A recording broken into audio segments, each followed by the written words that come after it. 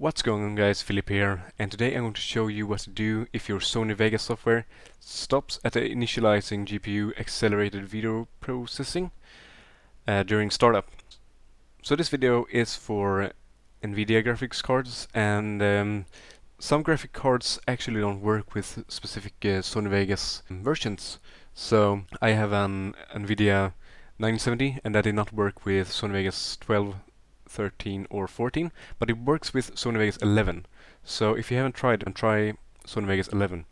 But anyways, the other solution is to go to desktop, right click, go to NVIDIA control panel, which I have over here, go down to manage 3D settings, then go to global settings right here, go down to power management mode, and select maximal performance or high performance, whatever it is for you.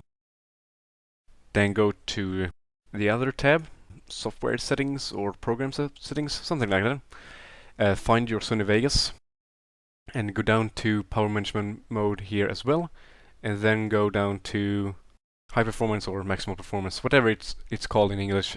Mine is in Swedish right here, and that should perhaps fix it.